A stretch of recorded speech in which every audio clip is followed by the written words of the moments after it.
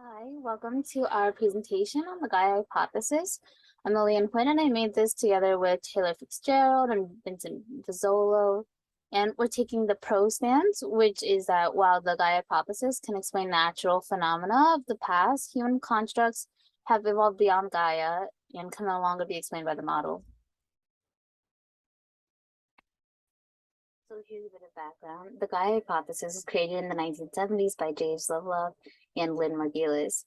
A definition would be that the Earth is a self-regulating entity that maintains its habitable state through negative feedback mechanisms involving organisms in the environment. And an example of one of these negative feedback mechanisms is the claw hypothesis, where phytoplankton are able to respond to a change in the Earth's temperature by releasing dimethyl sulfate, which can affect the quantity of clouds created and the temperature on the Earth. The Daisy World simulation was created in 1983, which is a hypothetical sun-orbiting world with black and white daisies that have colors as a trait that allows them to thrive as population while simultaneously balancing the planet's albedo to reach an ideal temperature for both of them to live. So like a black daisy would absorb more light and then it would help raise the temperature on the surface, while the white would do the opposite and reflect more back to the atmosphere. And that's essentially the gist of it. Some of the main criticism we're going to go over is that the Gaia theory opposes Darwinian natural selection and evolution, that the Daisy World simulation can't be tested in reality, as well as some other things I'll go into later, and that it doesn't account for man-made global warming and might potentially be overly teleological or biocentric. Darwin and natural selection. So one of the main arguments against Gaia theory is that Gaian self-regulation can't occur through Darwinian natural selection. In the 2002 paper, James W. Kirchner argues that life that we observe, any life that we can observe, I mean, is always going to be reasonably well matched to its environment, because any example that we could have had of a species that wasn't well suited to its environment or wasn't able to essentially tailor the environment to its needs, like the way that Gaia theory represents, probably just went extinct because they were never able to survive in those conditions. As for Daisy World rebuttal, the main argument against it would be that the model just cannot apply anywhere in the real world, because that the world in Daisy World itself has no atmosphere, no animals. Essentially what Kirchner argues is that it's unrealistic to expect a like for example the black daisies to have a trait that will help its competition, because then it would be outcompeted in natural selection. Like, and a more realistic example would be maybe it would evolve to the point where it could have little to no effect on the environment, the changing of temperature, or it could even cool it, which would do the opposite, and it would essentially kill off the white daisies and give them a competitive edge. Net positive feedback loops. Feedback loops are defined as a process in which the amount of the output of a system becomes the input to that same system. So you could think of this like a cycle. There are two kinds of feedback loops, positive and negative. With a positive feedback loop, the output acts to amplify the next input. And most people hear positive and they think that this is a good thing, but actually positive feedback is not what we want, since the cycle will keep going and going and amplifying.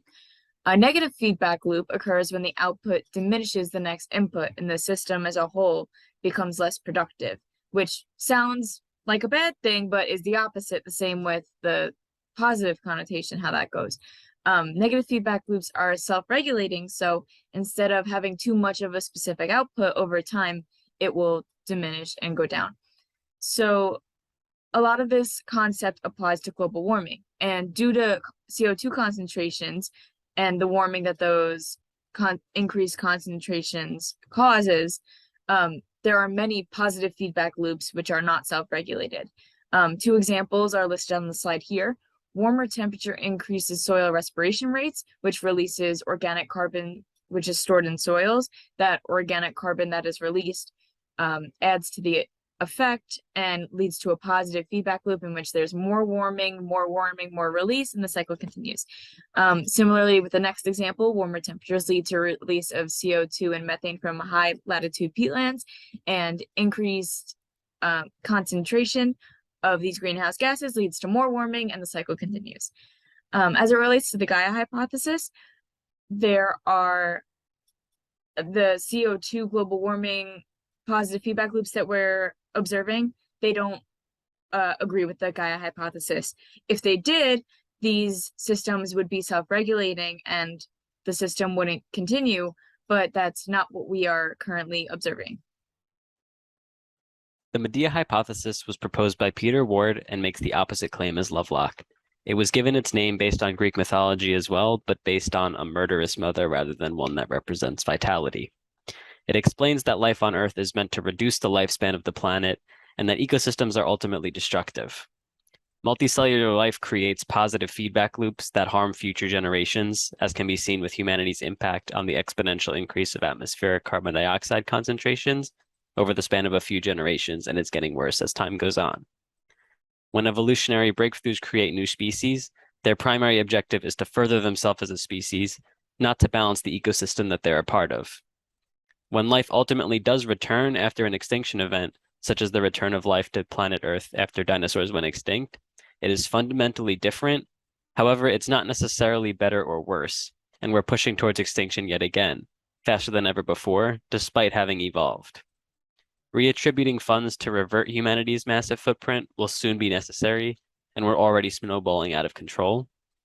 We're not able to afford space launches and interplanetary research much longer when our own planet is in the midst of a potential extinction event. And ultimately, humanity is what must create Gaia. The Cronus hypothesis is a middle ground explanation applying thermodynamic laws to evolution models correlating with extinction.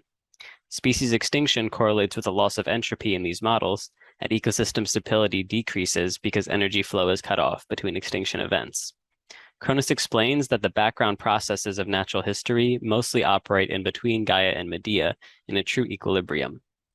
It is similar to the self-regulation system that's present in the Gaia hypothesis, but instead of relating to ecosystems, the Earth itself is thermodynamically self-regulating. There is no empirical support for the hypothesis, however, so there needs to be more research done. Additionally, another counterpoint to Gaia is the anti-claw hypothesis. Lovelock himself opposes the claw hypothesis with this, which was previously mentioned, despite it backing up his claims of ecosystem self-regulation.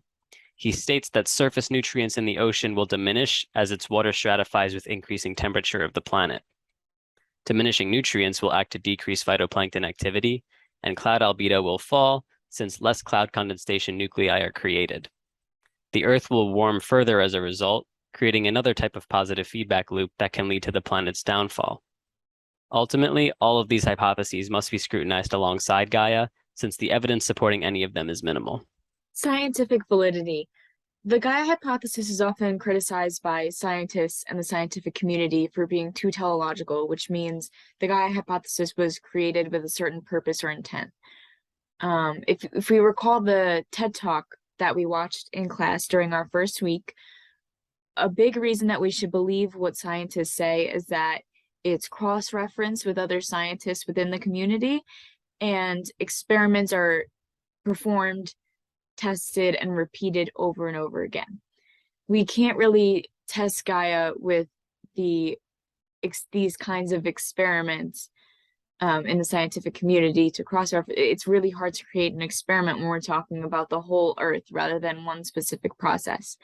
Back to the first point about there being a predetermined purpose, Gaia drew the attention of two different groups, environmentalists and industrialists. And the industrialists used the Gaia hypothesis as a way to say the Earth can handle itself and the Earth can self-regulate, so we don't need to intervene. But the scientists are saying that's not the case, that's not necessarily true, so we should still be making changes and working towards fixing the global warming issue or diminishing it. Basically the point is we can't keep doing what we've been doing. The Gaia hypothesis tends to be a theory in which people are telling themselves what they want to hear rather than what's more probable, in that the earth is complex and it can't simply self-regulate itself. So we as humans need to make the collective effort to do better for the environment.